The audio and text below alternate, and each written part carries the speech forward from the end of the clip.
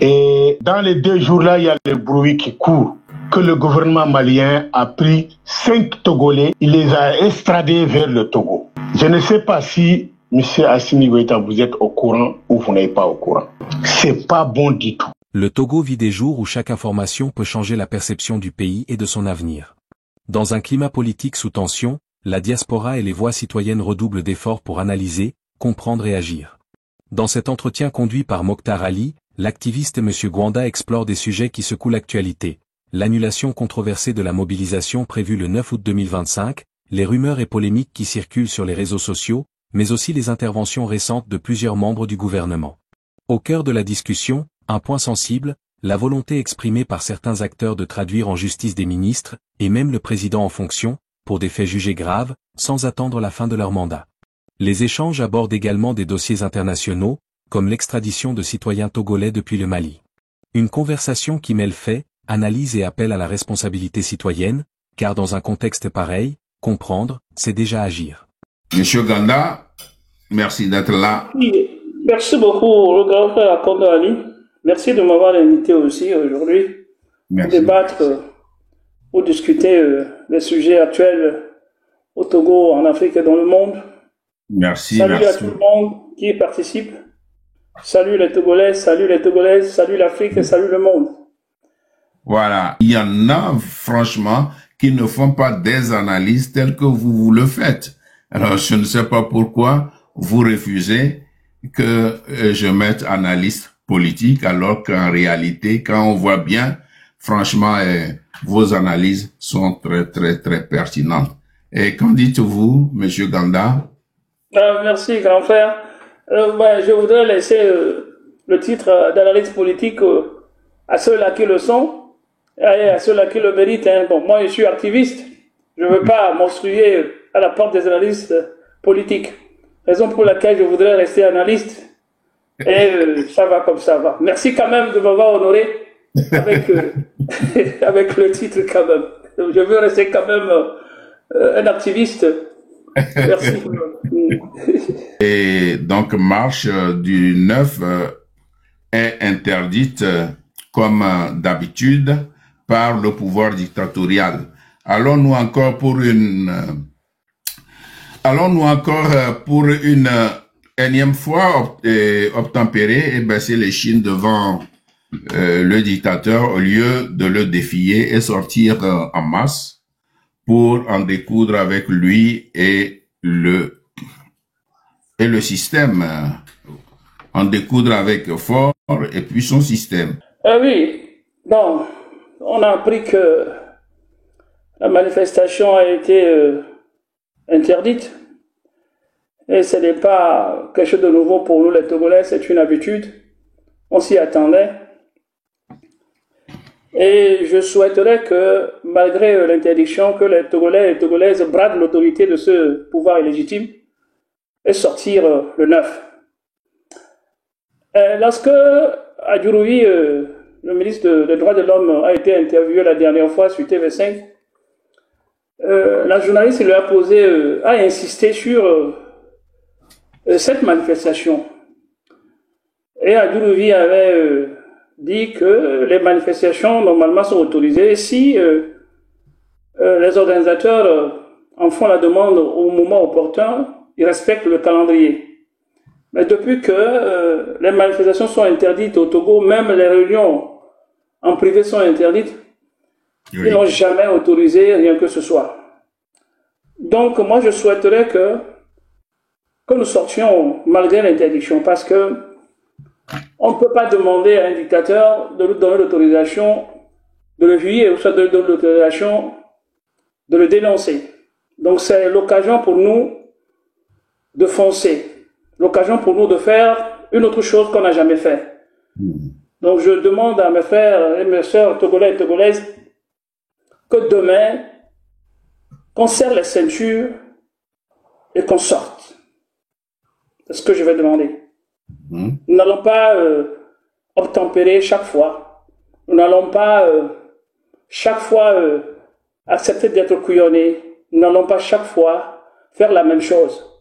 Nous allons démontrer demain que nous refusons Et d'ailleurs, la jeunesse, le 6, le 26, 27, 28 juin, l'ont prouvé. Donc pourquoi pas maintenant? Nous pouvons aussi continuer par le faire. Voilà.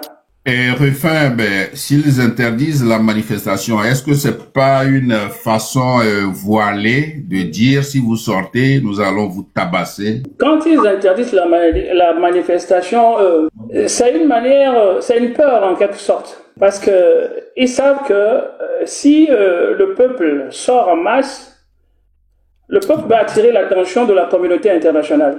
Tout à fait. Oui. Si le peuple sort en masse, tout ce qui est dit sur les chaînes internationales par le pouvoir, tout ce qui est maquillé par le pouvoir, alors les gens vont chercher à savoir, mais pourquoi le peuple sort? Comme les gens ont cherché à savoir le 6, 26, 27, 28, pourquoi les gens sont sortis? Parce que la dernière fois, lorsqu'on est sorti, ça a changé beaucoup de choses positivement du côté du peuple. Donc, Faure Gnassingbé est en train de vouloir étouffer cette velléité de manifestation pour empêcher à ce que le monde entier se rende compte de ce qui se passe. Parce que quand nous sortons et qu'ils jettent sa milice derrière le peuple qui démontre les menus, alors c'est quelque chose qui frappe l'attention de la communauté internationale. Donc, pour empêcher tout ça, il empêche en amont les manifestations. Mais nous devons sortir parce que ces manifestations l'affaiblissent. Ça l'affaiblit à l'international, là où Faure Gnassingbé puise et sa force. Et cette force à l'international est déjà affaiblie depuis un mois. Donc sortons pour asséner peut-être, lui asséner le coup fatal.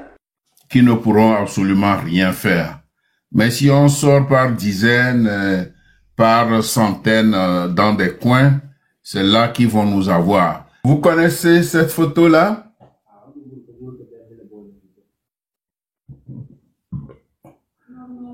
Oui, on l'a vu, la photo, là, ces derniers jours. Hein. Oui, Semblerait-il que c'est nièce à Faure Gnassingbé, et plus précisément la fille à Madame Nyakade. Hein. Tout à fait, tout à fait. C'est Mademoiselle Gnassingbé, la fille Odilia, voilà, merci. Elle s'appelle Odilia, voilà. Donc c'est la fille de Ernest Gnassingbé, le grand frère de Faure Gnassingbé, et c'est la fille de Madame Marguerite Nyakade. Il y a des supputations, il y a des murmures, des gens parlent de cette histoire-là, et comme c'est sur tous les réseaux sociaux, je pense qu'il est bon aussi que nous faisions cas de cette situation, parce que elle est, en principe, elle était dans l'anonymat, mais du fait que Faure Gnassingbé, qui est le chef de l'État, ou bien le président du Conseil des ministres. Voilà, le président du Conseil des ministres. Donc, ce n'est plus une affaire cachée. C'est sur toutes les lèvres, ça circule dans tous les réseaux sociaux. Et pourquoi pas, nous, on va pas se taire. Ce qui fait que au Togo, avec cette histoire, il y avait déjà la dépravation des mœurs. Mais avec cette histoire, c'est encore pire. Hein, dépravation des mœurs et inceste au sommet de l'État. Est-il vrai que Faure Gnassingbé aurait enceinté Odilia, qui est l'une de ses nièces, en l'occurrence la fille de son défunt grand frère Ernest Gnassingbé, après avoir eu des enfants avec la mère de cette nièce, avec la mère de Odilia. Or, la mère de Odilia, c'est Madame Marguerite Nyakade, qui a eu des enfants avec Faure Gnassingbé. Donc, ça veut dire que Faure Gnassingbé a couché avec sa nièce, qu'il peut considérer aussi comme sa fille, puisque il a des enfants avec Madame Nyakade. C'est sa nièce, c'est sa fille, et sa fille devient la coépouse de sa maman. Mon cher Ruffer, d'aucuns pensent que cette histoire d'inceste, si elle est avérée, relèverait de la vie privée du monarque dictateur Faure Gnassingbé. Donc une histoire purement familiale et doit rester familiale. Mais est-ce que cette affaire doit rester familiale? Puisqu'il s'agit de Faure Gnassingbé, qui n'est pas un homme vulgaire, qui est le président du Conseil des ministres. Et alors, qu'en pensez-vous, Rufin Kanda? Merci beaucoup, mon frère, grand frère Ali. Je vais d'abord décrire l'acte qui est peut-être commis, parce que puisque bon, jusqu'ici, personne n'est dément. Les sbires du pouvoir, normalement, pour des choses comme ça, pour des informations comme ça, ils sortent pour démentir. Bon, jusqu'ici, personne n'est dément. Donc, nous sommes dans le conditionnel. Donc, si l'acte est vraiment avéré, alors c'est vraiment de l'inceste, et c'est vraiment une dépravation des mœurs, comme tu l'as dit, et c'est une perversion, sincèrement, et une violation des mœurs, des valeurs morales et éthiques, on peut le dire, hein, et une violation aussi des coutumes. Nous sommes des Africains. Ce qui m'entraîne à dire que bon, ça peut être aussi une maladie chez notre président, une forme de, je sais pas, une forme de psychopathie, parce que on a l'impression qu'il a des troubles, sincèrement parlant. Quand on entend ce qui se passait, quand on suit le cours de cette histoire, hein, il était avec la femme, la mère de la fille. Il a fait des enfants avec elle et après, il enceinte la fille. Donc, c'est une forme de psychopathie. Donc, il a une trouble de personnalité. Là, il faut le dire. Si c'est avéré, c'est une trouble de personnalité qui constitue, c'est pas... Un acte grave. Oui, un acte très grave. Et puis, gravissime, d'ailleurs. Qui est spécialisé par un déficit de contrôle des émotions et des impulsions. Une incapacité... C'est ça manque de contrôle de sa libido. Oui. C'est ça. C'est un trouble de personnalité qui est spécialisé par le manque de contrôle de ses émotions, ses impulsions et sa libido également. Une incapacité de s'adapter aussi à un milieu, à la société. Pour des gens comme ça, il manque d'empathie. Et les personnes pour lui, les femmes pour lui, deviennent des objets. Donc, il les utilise comme des objets et il manque d'empathie. Il n'arrive pas à se mettre à la place des autres. Donc, il ne ressent aucune culpabilité parce que vous allez voir que les bêtises se répètent chaque fois dans l'intervalle de chaque 2 mois et il ne dit rien. Il ne sent rien. Donc, ça relève de sa maladie, de ce que j'appelle la psychopathie. Donc, il ne se ressent rien, il ne sent aucune culpabilité. Et il n'y a pas de remords. Et des gens comme ça, ils sont isolés, ils s'isolent. Hein? Ils n'aiment que eux-mêmes. Vous allez voir qu'il n'aime que lui-même. Vous allez voir ça.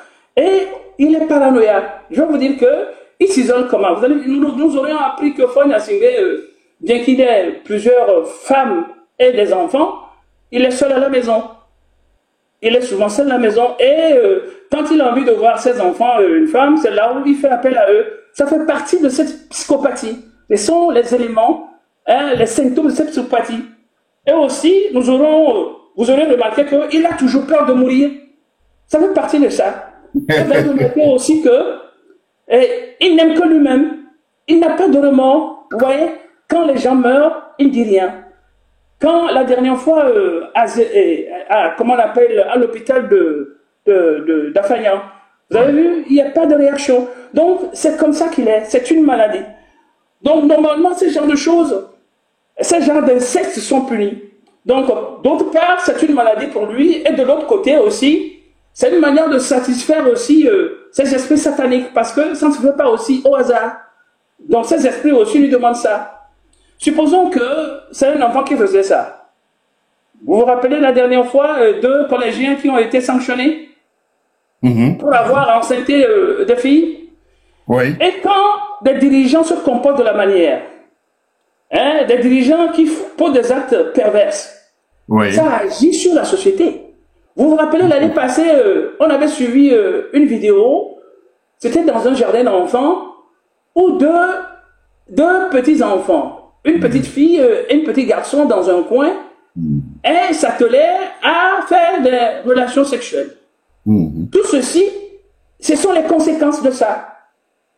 Alors, si nous parlons de Faure Gnassingbé qu'il est perverse, et qu'il est souffre d'une psychopathie, parlons aussi des femmes.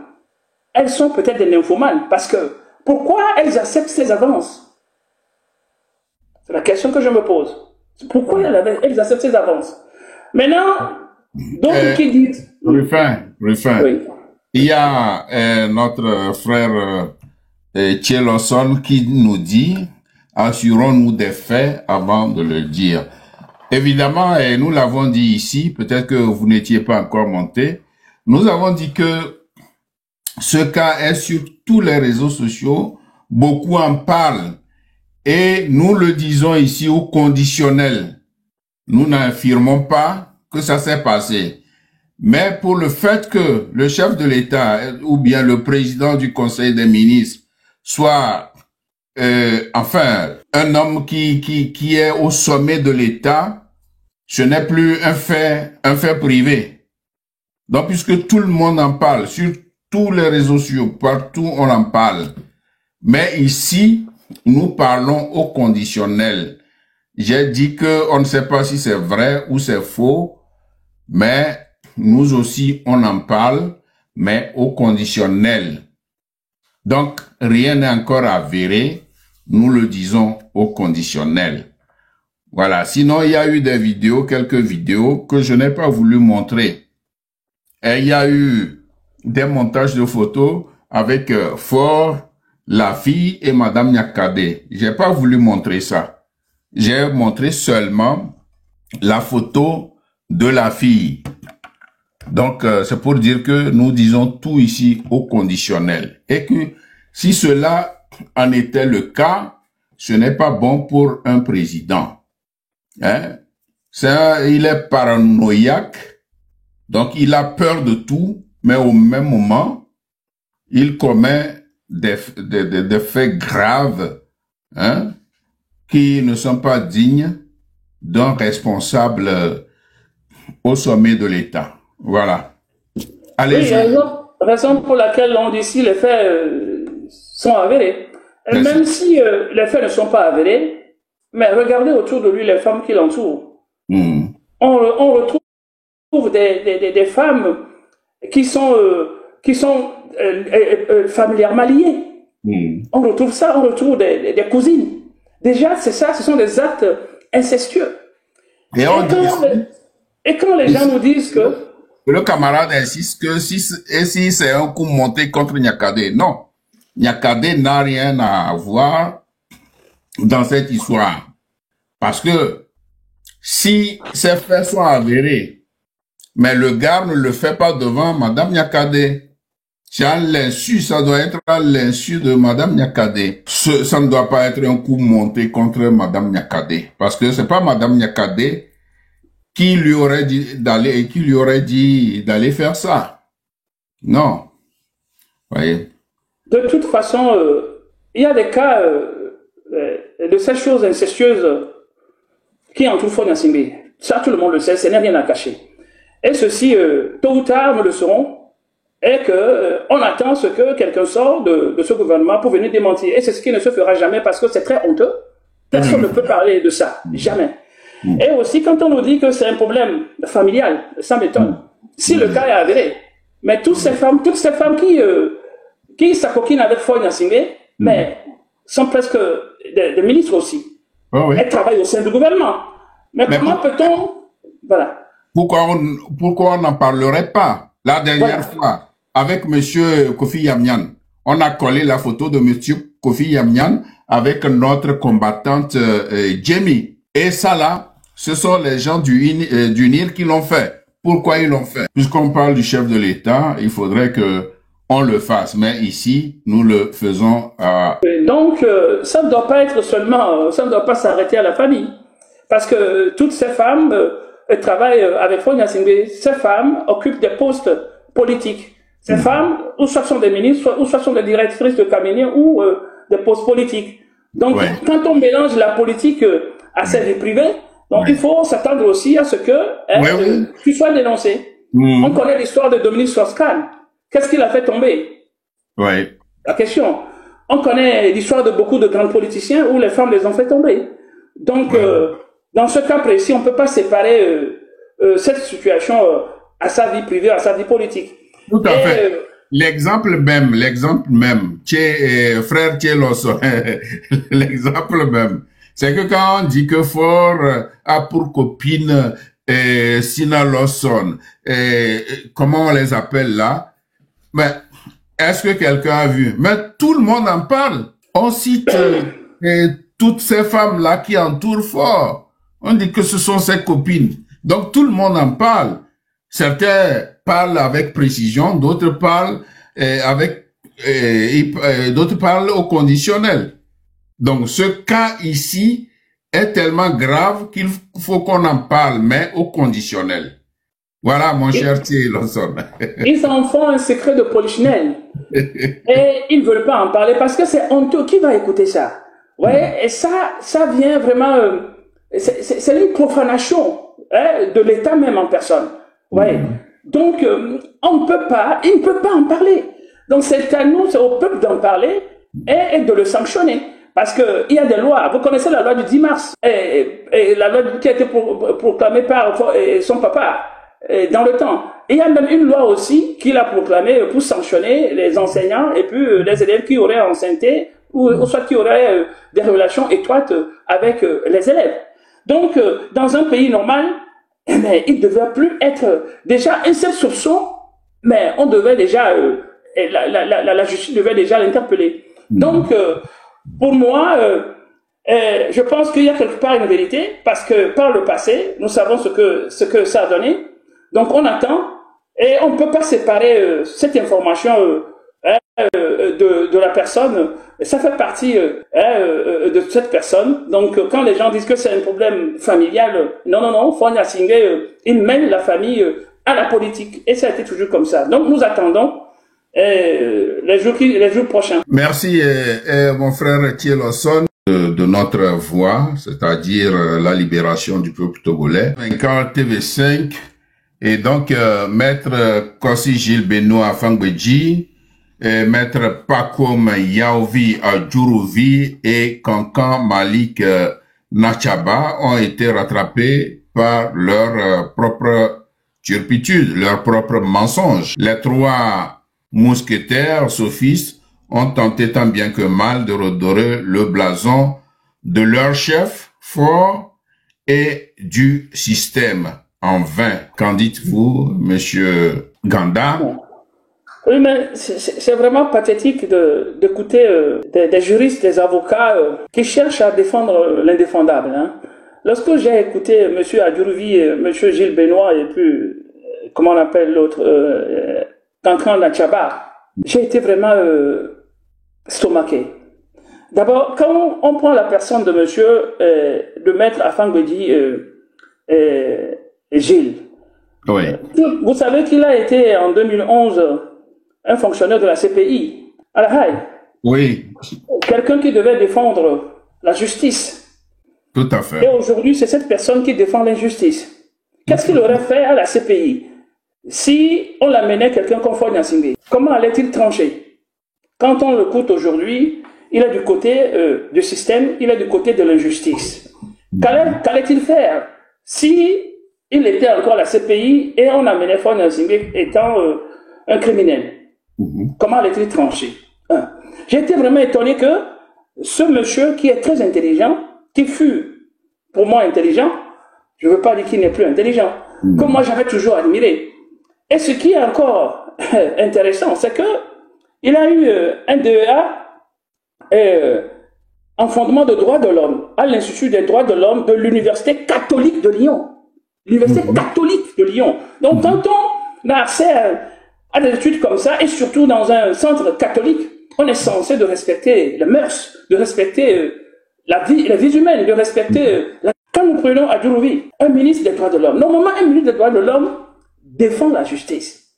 Quel que soit son parti politique, et quand on est ministre des droits de l'homme, il faut avoir le bon sens de défendre la justice, de défendre ceux-là qui sont injustement traités, de défendre le peuple, de défendre le droit. Mais voilà que il s'est rangé du côté de la dictature. Quand on prend Cancan, vous connaissez Cancan? Oui. Malik, le fils de Nachaba. Le fils de M. Nachaba. Vous savez que il aurait pu être l'enfant d'un ancien président. Vous vous rappelez, en 2005, à la mort de Gnassingbé Yadema, lorsque le triple coup d'État a été orchestré pour empêcher à ce que Nachaba, qui était en voyage, ne revienne prendre la place, selon la Constitution, occuper la place de président. Donc, c'est ce qui a empêché Nachaba d'être président. Donc, normalement, le fils Nachaba, aujourd'hui, devait normalement être du côté de la justice. Justement, devait s'éloigner de ce régime. Voilà. Mais malheureusement, je ne sais pas ce qu'on leur donne à manger, les parkissines. Aujourd'hui, c'est lui qui jure par ce régime. Et ces trois m'ont fait vraiment pitié. On nous dit des intellectuels, des avocats, des connaisseurs qui se sont humiliés et ils se sont fait rattraper par le propre mensonge. Oui, quand on leur demande qu'il y a des milices, il dit qu'il n'en a pas, alors que on a prouvé que Foy Singel a déjà dit qu'il y a des milices. Oui. Quand on leur demande des manifestations, vous allez les autoriser prochainement, ils disent qu'on n'a jamais interdit les manifestations. Aujourd'hui, qu'est-ce qu'on a? Ils interdisent. Alors ces gens, nous devons les chasser. Donnons la main dans la main pour les expulser. Ils sont venus, moi je peux les appeler des Diogènes, ils sont venus avec leur vérité. Ils sont venus transformer le mensonge en vérité, le sophisme. Ouais. Raison pour laquelle nous devons, j'ai un dicton que j'ai écrit là, je dis, à force de répéter le mensonge, il finit par devenir une vérité. Mais à force de répéter la vérité, elle finit par détruire le mensonge. Nous allons répéter cette vérité jusqu'à ce que leur mensonge sera détruit. Et maintenant, tout le monde les connaît. Ils se sont présentés sur la chaîne TV5, alors qu'il y a de cela quelques mois, ils ont suspendu les chaînes là. Maintenant, ils sont fruits devant la porte de TV5 et puis France 24, et pour parler des choses qui ne sont pas vraies. Donc, mes chers frères et sœurs, nous devons nous organiser. Demain, nous devons sortir. Quel que soit ce qu'ils feront, nous devons sortir. Nous devons envahir les rues. C'est la seule solution qui nous reste. Demain, j'exhorte tout le monde de le faire. Nous n'allons pas baisser les chiens. Nous allons les mettre à nu. Ils se sont déjà mis à nu. Ils se sont déjà affaiblis à l'international. Vous savez, ils sont affaiblis complètement. Il suffit que demain nous sortions et que nous maintenons le cap. Ils vont tomber. Voilà. Bien, alors, nous parlons de la manifestation, qu'elle soit donc lancée par le M66. Bon, du M66, est-ce que M66 a la force nécessaire pour demander au peuple de sortir? Avez-vous confiance en ce mouvement, le M66? Vous savez, le M66, les jeunes qui composent ce mouvement, moi j'ai confiance en eux. Tout à fait. On ne peut pas avoir confiance 100% en une personne. Une personne peut changer d'un jour à l'autre. Mais pour l'instant, moi j'ai confiance en ces jeunes. Malgré les petites erreurs qu'ils font, ils ne sont pas des politiciens. Ce sont des activistes, ce sont des blogueurs. Ils ont réussi quand même, depuis 2017, à redonner l'envie au peuple togolais de se relancer dans la lutte. Nous devons leur reconnaître ça. Ils ont réussi à paralyser 3 à 4 jours le système au Togo. Ils ont réussi quand même à affaiblir Foy Gnassingbé, oui, et son équipe, avec l'appui de la diaspora et de la jeunesse au Togo. Ces jeunes-là, blogueurs, ont réussi à faire ce que d'autres peut-être n'ont pas pu faire. Donc, moi j'ai confiance en eux. Nous devons les coacher. Nous devons les accompagner. Nous devons les aider.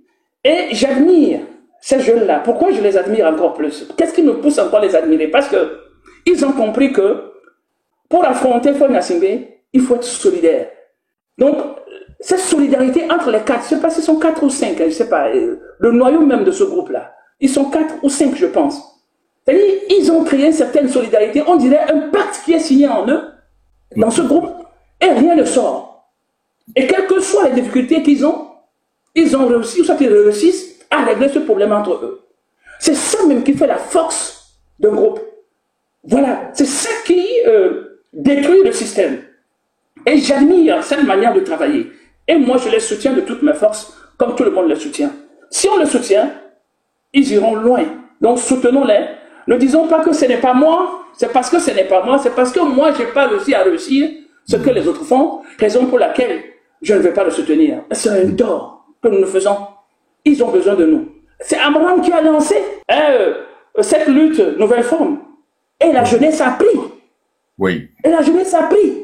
Donc, ceux qui savent qu'ils ont quelque chose à apporter, venons, ils ont dit, c'est une lutte citoyenne. On est citoyen avant d'être membre d'un parti politique. On est citoyen avant d'être ministre, avant d'être je ne sais pas quoi.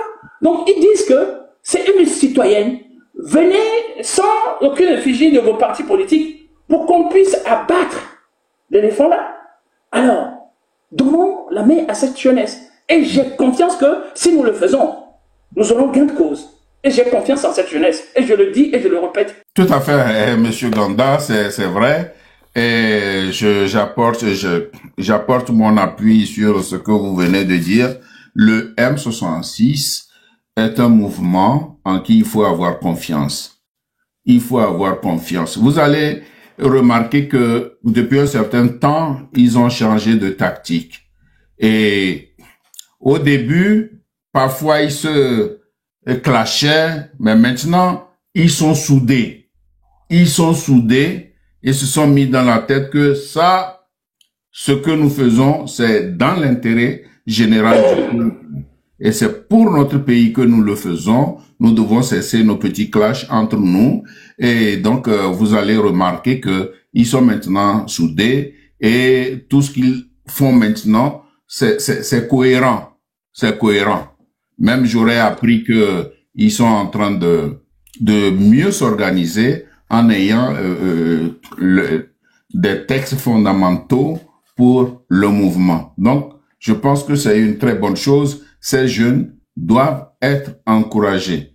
Tout ce qu'ils lanceront comme mot d'ordre, et nous avons le devoir de les écouter. Et déjà, ce qu'ils font est déjà très, très grand. Et ils ont quand même bousculé le régime et nous pensons que si nous continuons par leur faire confiance, évidemment, nous aurons gain de cause. Donc, à tout le peuple, soutenons le M66 qui fait déjà du bon travail.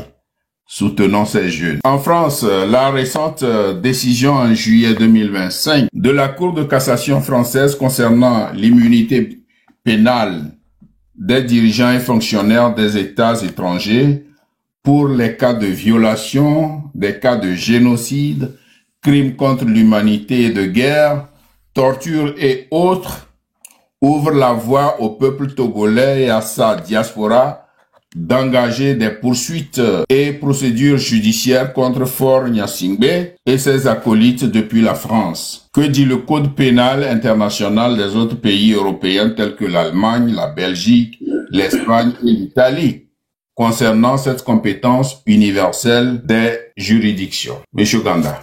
Oui, il y a notre frère, notre jeune brave avocat, il est en France, j'ai oublié son nom. Qui ça? Kwasi Agba, qui l'a bien expliqué la dernière fois lorsque Haïti faisait la messe hebdomadaire, comme on l'appelle souvent. Il a si bien expliqué. Kwasigan, voilà, il a si bien expliqué, vraiment, c'est un jeune que j'admire beaucoup, Kwasigan, très talentueux, plein d'avenir. Oui. Ah, qu'est-ce que les autres pays européens disent, hein? Ils sont dans les mêmes postures, hein? Je pense qu'en Europe, plusieurs pays ont modifié leur code, hein, le code du droit pénal international, en introduisant également cette compétence universelle des juridictions. Et ceci consiste, comme tu l'as dit, à poursuivre et à juger des individus, même des autorités politiques, hein, pour des crimes graves. même si ces crimes ont été commis à l'étranger, par des étrangers et contre les étrangers. Donc, on nous dit que l'immunité fonctionnelle a été levée. Ça ne veut pas dire que bon. Ça veut dire que même si tu es en fonction, tu dis que tu commets un crime, on peut te poursuivre. Raison pour laquelle Fonia Singbe a actuellement peur. En Allemagne, ici, depuis 2002, ils ont introduit cette compétence universelle dans leur juridiction. On connaît un frère togolais qui l'a fait et ça a marché. Donc, il a été tellement menacé qu'il était obligé de retirer la plainte. Donc, moi, ce que je vais demander à mes frères togolais et togolaises, nous savons qu'il y a un collège d'avocats qui s'est formé pour se saisir du dossier, pour saisir le dossier de 2005. Je voudrais que dans nos pays respectifs ici en Europe, que nous saisissions la justice pour introduire une requête dans ce sens également et qui sera appuyée par ce collège d'avocats. Que ceux qui sont en Allemagne, la diaspora qui est en Allemagne, commence en Espagne parce qu'il y a des pays qui sont vraiment très très chauds là-dessus, qui ne blaguent pas là-dessus. Il y a l'Allemagne, il y a la Belgique, il y a l'Espagne, il y a la France maintenant. Donc que nous saisissons de ce dossier de Fonia Singbe là, qu'on introduise des requêtes là et essayer de voir ce que ça va donner. Je sais que ça peut donner quelque chose. Donc, qu'on se précipite rapidement parce que Fonia Singbe a peur. Il a peur à ce qu'il soit interdit de venir en Europe ou soit qu'on mette la main sur lui. Que nos frères en Italie aussi le fassent parce qu'il vient souvent en Italie. Donc, c'est par là qu'on pourra couper ses racines, couper aussi sa diplomatie dans laquelle il nous rend la vie difficile. Donc, je demanderais que nous commencions avant que le collège d'avocats se rassemble et puis commence. Donc, nous commençons dans nos pays. Nos pays d'accueil. C'est ce que je souhaiterais. Justement, M. Ganda, la proposition que je ferais, c'est que, évidemment, les avocats qui se sont saisis de cette affaire pour traduire éventuellement devant les juridictions internationales, le chef de l'État togolais ou bien le président du Conseil des ministres et ses ministres. Donc, moi, je souhaiterais que, qu'ils nous fassent une liste de ces personnalités togolaises et qu'ils nous les envoient ou bien ils se déplacent, ils viennent ici. Si je prends le cas de l'Allemagne, soit ils nous donnent une procuration, moi-même on peut me donner une procuration, la liste, et nous la mettons on la remet soit au gouvernement, soit à la police criminelle de l'Allemagne. Oui, mais la demande se fera, ça se fait toujours à travers un avocat. Il faut, il faut un avocat, oui. Voilà, c'est ça, c'est ce que je dis. Soit un avocat se dépêche ayant la liste de ces criminels-là, de ces menteurs qui circulent tous les pays européens, on met cette liste-là au cas où un de ces énergumènes-là s'aventure en Allemagne, il est coincé. Parfois, ils viennent en Allemagne de façon clandestine. Ils ne voudraient pas, incognito, ils ne voudraient pas que nous sachions qu'ils sont là. Alors, cette démarche-là, je pense que c'est comme ça que nous allons faire désormais. S'il y a une liste auprès de la police criminelle, alors, quand ils mettent pied ici, on sait que bon. Mobiliser, c'est ça. Et avoir l'appui de ce collège d'avocats. Si nous nous mobilisons dans nos pays, en Allemagne, en Belgique, en France, en Italie, et comment on appelle, en Suisse, en Espagne, la diaspora togolaise dans ces pays-là se mobilise pour s'organiser. Maintenant, ce collège d'avocats va nous appuyer. Donc, ça peut leur faciliter la tâche. Et rapidement, on fait le dépôt et ça marche rapidement. Mais si on laisse tout aux avocats, ça peut prendre un peu du temps. Donc, on se mobilise parce qu'on a besoin de moyens financiers également. Et ça ne se fait pas sans moyens financiers. Voilà, on a besoin de moyens. Et surtout que nous ne cotisons pas. Les gens peinent à cotiser. J'ai raison pour laquelle je vais lancer un appel ici. Que la diaspora mette la main dans la poche. Nous sommes plus de 2 millions de Togolais. Si chacun peut cotiser 10 €, alors on aura des millions. Donc, qu'on se lance dans ce dossier-là, parce que c'est ça qui va étrangler Faure Gnassingbé à l'instant même où les Togolais sont sur leur nerf et que tout le monde sait que d'un jour à l'autre, le problème qu'il y a aussi, il y a ces jeunes-là qui sont aussi ici, qui résident dans les pays européens et qui soutiennent ces lascars-là, qui les soutiennent, ils font du n'importe quoi ici. Je pense qu'il est temps que même ces jeunes-là soient dévoilés. Même s'il y a la liste des ministres, il faut que les jeunes qui narguent leurs compatriotes qui sont ici, qui ont fui leur pays pour venir cacher leur vie ici, et les narguent sur le sol étranger, je crois que ces jeunes-là aussi vont faire l'objet de poursuites. Hein, parce que bien sûr, bien sûr. Trop, c'en est trop, quoi. Quand vous venez en Europe, vous demandez l'asile, les gens disent, on demande l'asile et tu dis que tu es pourchassé, tu es menacé.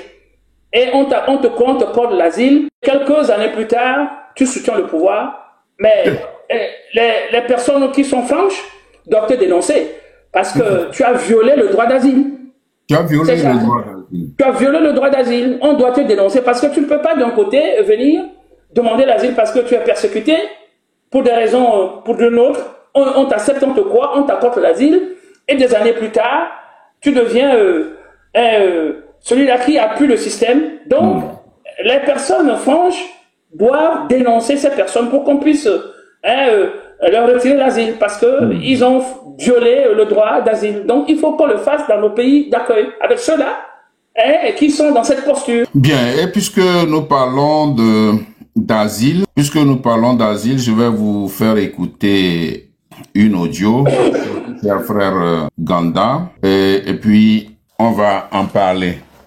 Nous parlons d'asile, nous parlons de compatriotes qui certainement ont demandé asile dans les pays européens et aussi dans les pays africains. Bon, je vous fais écouter une audio et vous me direz si vous êtes au courant de ça. Par la voix de Canafrique Info, doyen panafricain qui vous informe. Ah, les Africains. Je vais vous envoyer une vidéo en Mauritanie. Vous allez rire. Les députés qui prennent le bidon à la main pour avoir de l'eau. Vous allez voir ça. Comme ils parlent à Hassaniya, en langue arabe mauritanienne, je vais vous expliquer un peu qu'est-ce qu'ils ont dit. Ça, c'est un. Le deuxième, ton ami qui ne te dit pas la vérité, c'est pas ton ami.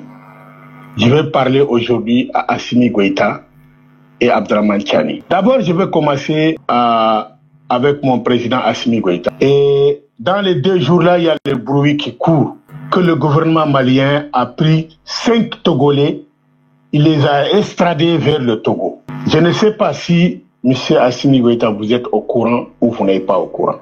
C'est pas bon du tout. En prendre quelqu'un envoyé actuellement au Togo.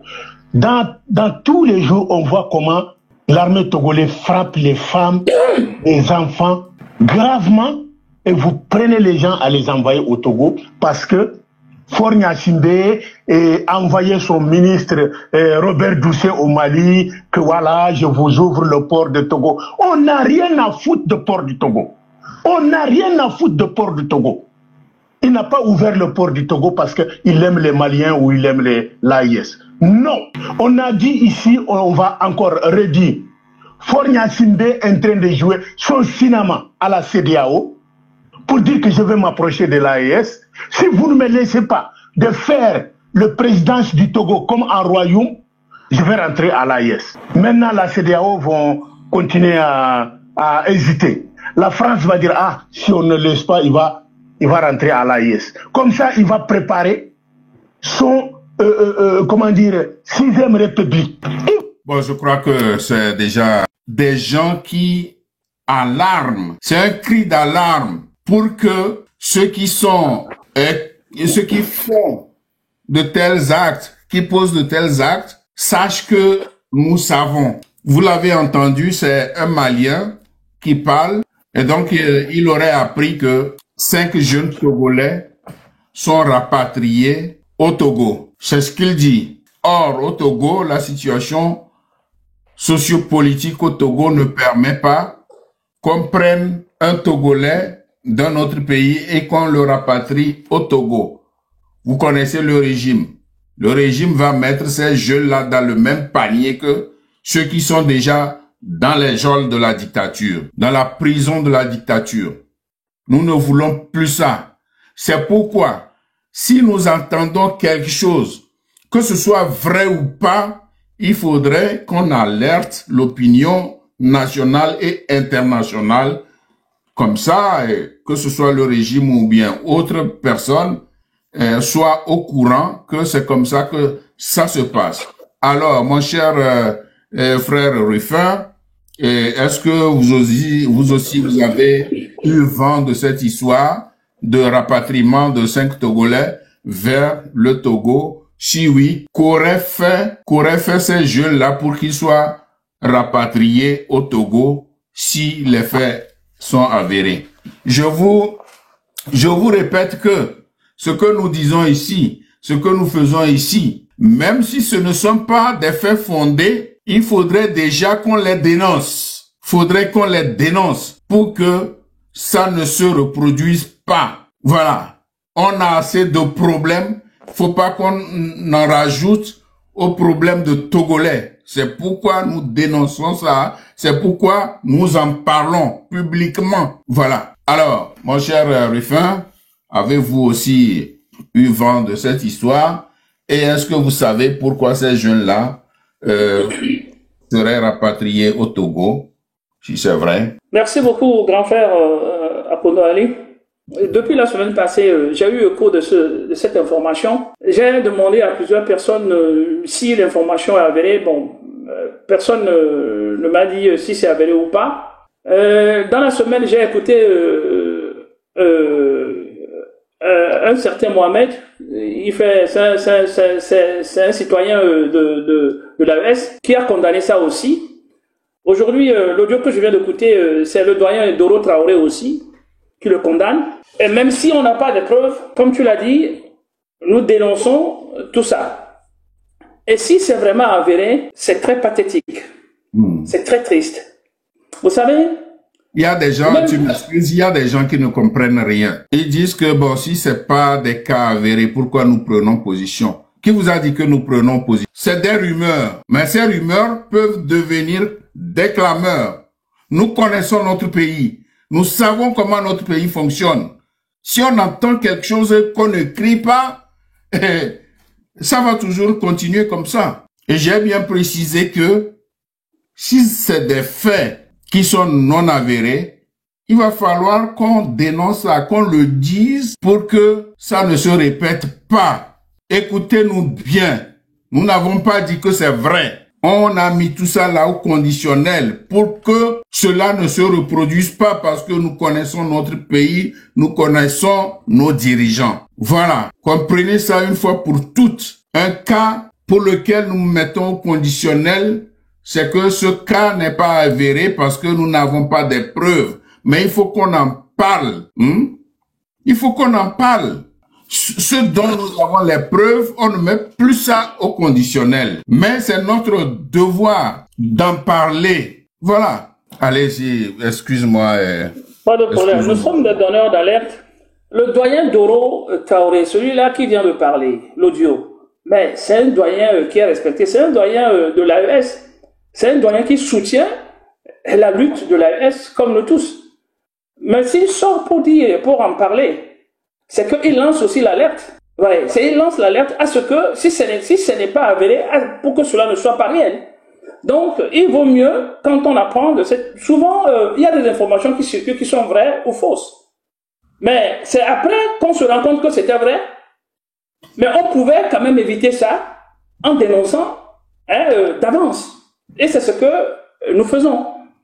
Et j'ai dit que si l'information est vraiment avérée, et que c'est comme ça que le Mali aurait extradé 5 Togolais vers le Togo, parce que j'avais appris que on les a extradés, ils seraient extradés parce que ils auraient dénoncé ou bien critiqué le pouvoir dictatorial togolais. C'est ce que j'avais appris. Et si c'est vraiment vrai, et si c'est avéré, je dis que c'est pathétique parce que je n'ai jamais appris, même dans les pays occidentaux, que les demandeurs d'asile, soit les étrangers qui sont accueillis dans les pays occidentaux pour des raisons d'une autre, pour des raisons politiques, rapatrient ceux-là qui sont venus demander de l'aide, les rapatrient dans leur pays d'origine parce qu'ils auraient critiqué leur président. Je n'ai jamais appris ça. Si vous avez un exemple dans les pays, je parle des pays occidentaux, donnez-moi un seul exemple. Donc, si vraiment ce cas est avéré, mais c'est la pire des trahisons. C'est la pire des trahisons. Pourquoi je le dis? C'est encore une seconde trahison. Vous vous rappelez, dans les années 2000, en 2022, je pense, et lorsque les sanctions sauvages qui ont été prises contre le Mali, nos frères du PNP qui étaient au Mali étaient joints, ils avaient joint à la société civile Yerel Rolo du Mali pour démontrer contre les sanctions sauvages de la CEDEAO qui étaient prises contre le Mali. Ils avaient déroulé une grande banderole où c'est écrit Parti national panafricain. Voilà. Des sanctions auxquelles Faure Gnassingbé avait participé. Il avait participé à sanctionner nos frères du Mali et après, il s'est détourné de ses pairs et revenir faire la cour au Mali. Et qu'est-ce qui s'est passé? Alors, ayant vu ça, Faure Gnassingbé a mis la main sur quelques autorités comment on appelle, du PNP national au pays. Il les a jetés en prison. Mais depuis, nos frères de l'Est du Mali n'ont jamais plaidé la cause de ces prisonniers. Jamais. Oui, il s'agissait de... comment il s'appelle? Le secrétaire... non, le trésorier adjoint du PNP et de Alpha qui était rentré de l'Allemagne. De l'Allemagne. Oui, il était rentré avec son fils et son enfant. Et donc, ils ont été arrêtés. Et je crois que c'est dans le cadre de cette manifestation au Mali à laquelle avaient pris part les membres du PNP où ils avaient brandi une banderole. Vous voyez? Donc,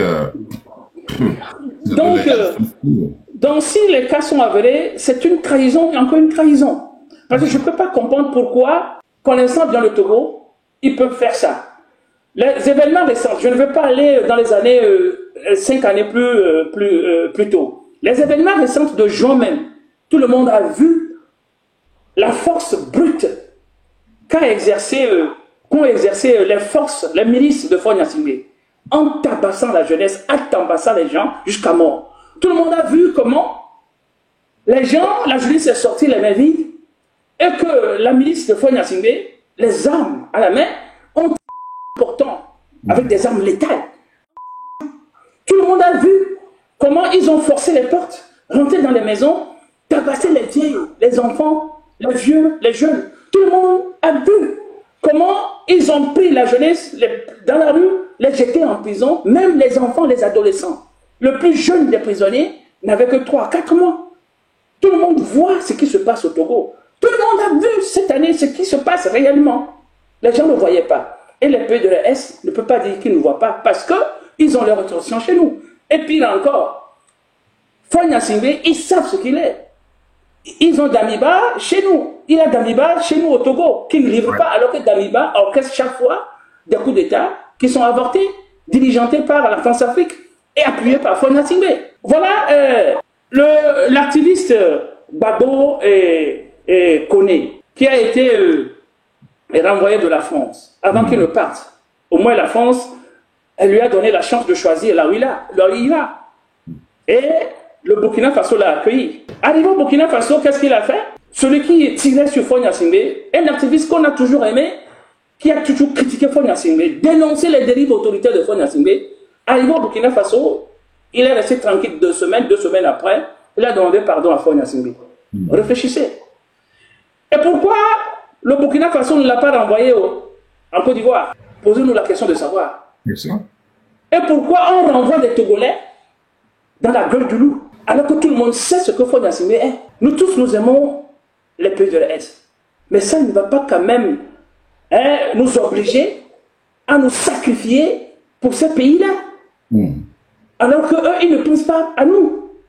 Si l'événement est avéré, c'est une trahison. C'est une trahison capitale. Alors, moi, je souhaiterais que l'événement ne soit pas avéré. C'est ce que je souhaite. Mais si c'est avéré, alors là, ils n'ont aucune raison de se justifier. Donc nous attendons à ce que quelqu'un dément ou à ce que quelqu'un prenne position. Parce qu'il y a déjà 2 activistes qui soutiennent l'AES, appartenant au peuple de l'AES, qui ont dénoncé. Donc ça veut dire que quelque part, il y a une certaine vérité. Donc réfléchissons. Menons notre lutte en ayant confiance en nous-mêmes. N'ayons confiance à personne.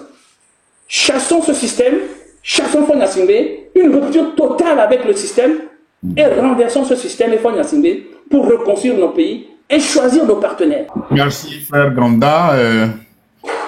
Bien, je sais que vous êtes originaire de la préfecture d'Ofelgou, donc vous êtes un Naouda. Et franchement, il y a un problème que je ne comprends pas. Donc, il y a des fils originaires de la préfecture d'Ofelgou. Donc, il y a des fils qui sont des cadres, qui sont des ministres, qui sont des juges, des procureurs, des officiers supérieurs même de l'armée togolaise. Je veux citer un nom parmi ces gens-là. Il y a le ministre du Travail, Bawara, qui fait partie de ces personnalités-là et qui, franchement, soutiennent indéfectiblement Faure Gnassingbé.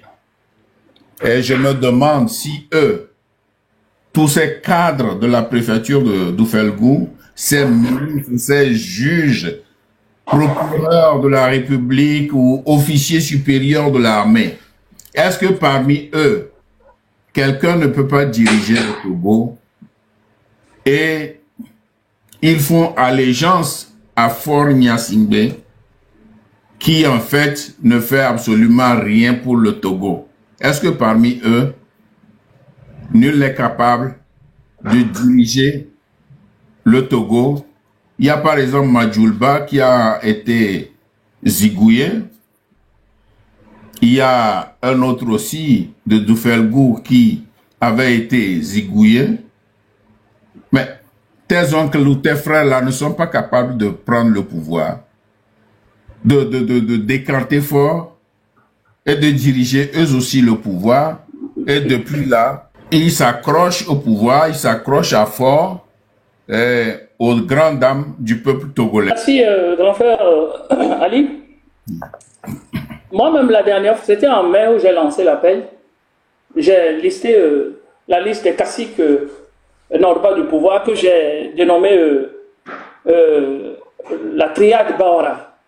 Parce que tout cela que vous voyez autour de Faure Gnassingbé, ces officiers, ces ministres, ces procureurs, tout ça, et c'est la triade Bawara, c'est géré par Bawara. Et quand vous voyez au niveau de la justice même est gérée par les Naouda.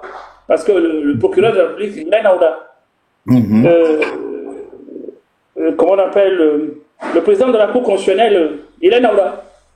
Oui. Le chef d'état-major général, il est Naouda et beau-frère de Faure Gnassingbé. On aurait appris qu'il s'est accaparé de sa fille. C'est ce qu'on aurait appris aussi. Il y avait le colonel Baralma qui était le chef de l'armée de l'air. Je pense qu'il est décédé, je pense, hein, de l'armée de l'air. Ça devait faire aussi l'affaire, puisqu'on a un aéroport à Niamtougou, il devait le traquer en même temps. Je pense qu'il est décédé. Donc, toutes ces personnes-là, ils ont la possibilité, la capacité stratégique de mettre fin à la souffrance du Togo. Mais ils ne le font pas. Quand vous voyez Madjoulba, Calix, par exemple, et un de ses frères, vous le connaissez, il s'appelle, comment il s'appelle même, Toussé Madjoulba, la façon dont on l'a éliminé. Normalement, en tant que grand frère de Toussé Madjoulba, il n'allait pas accepter les avances de ce président, être ministre. Je vais vous raconter encore une histoire. Vous savez que le papa de Madjoulba, des deux Madjoulba, a été en prison. Il avait été jeté en prison par Gnassingbé Eyadema avec un de ses compagnons d'armes qui s'appelait Reda, c'est aussi un Naouda. Gnassingbé Eyadema Gnassingbé les avait jetés en prison parce qu'ils avaient attenté à sa vie. Ils voudraient attenter à sa vie parce qu'ils n'acceptaient pas qu'un sergent-chef revenu de nulle part vienne les diriger et puis les massacrer. Donc, le papa de Madjoulba, il s'appelait Gilbert Madjoulba, c'est lui qui a donné le nom Gilbert à Gilbert Bawara. Ah bon? Parce qu'il est né, oui. Donc, le papa de Madjoulba, qui s'appelait Gilbert Madjoulba, avec un de ses compagnons d'armes aussi, qui s'appelait Reda, il est aussi de Sioux, ils se sont dit que non, ce monsieur, on ne peut pas accepter que quelqu'un comme ça nous mène la vie difficile. Donc, ils ont confessé, ils ont fait confiance à un officier supérieur, Naouda. Et c'est lui qui les a trahis, et puis on a mis la main sur eux, on les a jetés en prison. Donc ils ont fait des années en prison. À la sortie, le papa de Madjoulba était devenu un griot. Il chantait de maison en maison, philosophait. Normalement, son fils, il a combattu, il a tout fait pour que ses enfants deviennent des officiers supérieurs. Avec tout ce qu'il a enduré, normalement ses fils devaient le venger. Oui. Voilà que son fils, Kalis Madjoulba, lorsque son frère a été... On lui a enlevé la vie, comme vous le savez, dans les conditions que vous savez. Normalement, lui, depuis la France en tant qu'ambassadeur, il avait toutes les possibilités de quitter l'ambassade et d'aller dans un autre pays et demander l'asile, parce qu'il avait une immunité. Et demander l'asile et combattre ce système. Tout à fait. Il ne l'a pas fait. Défendre son frère, défendre l'honneur de son père, pendant j'étais en prison, il ne l'a pas fait. Pire encore, il a accepté d'être ministre en cumulant le poste de ministre et le poste d'ambassadeur. Pensez-vous que ce monsieur peut faire quelque chose pour nous? Et quand le chef d'état-major, qui est aussi dans de bonnes conditions pour mettre fin à la souffrance du pays, laisse sa fille au chef de l'État. Alors pensez-vous que il peut chercher à mettre de côté son beau-frère, alors que toutes les conditions sont réunies pour que le procureur de la République, vu la situation actuelle, où l'État ne fonctionne même pas, où on n'a même pas de gouvernement, où les institutions sont illégales et illégitimes, et que le peuple, la souveraineté revient au peuple, ce chef d'état-major, ce procureur de la République, ce procureur qui est Naouda, pourrait lancer un mandat contre ces gens-là, même si ça ne suit pas la voie légale, puisque eux-mêmes, ils ne respectent pas la voie légale. Lancer ces mandats et que le chef d'état-major puisse mettre la main sur ce monsieur. Mais ils ne le font pas parce que ils sont corrompus. Ils sont corrompus de la tête jusqu'aux pieds. Et ils menacent les jeunes Naouda qui les critiquent. Ils les menacent à mort. Et tout ceci, c'est Bawara qui gère ces personnes-là. Il les gère depuis ses ministres jusqu'au chef d'état-major en passant à ces juristes. C'est lui qui gère tout. Mais toute chose a une fin. Raison pour laquelle je demande au peuple togolais, demain là, nous devons sortir en masse. Nous devons, quel que soit ce qui va arriver, nous devons sortir en masse. Nous n'avons plus rien à perdre. Notre sortie en masse demain va encore affaiblir ce système. Le système a peur de la marche de demain qu'ils ont interdite. Parce qu'ils sentent que le peuple peut sortir. Et quand le peuple sort, ça les affaiblit complètement. Il y aura encore une pression internationale sur eux. Et beaucoup de choses peuvent, dans l'intervalle de 2 jours, passer. Donc, mes chers frères et sœurs, ayons confiance en nous-mêmes, en ce peuple. Sortons en masse, je vous en prie, demain. Laissons nos divergences de côté et sortons en masse demain. Merci. Merci, frère Ganda.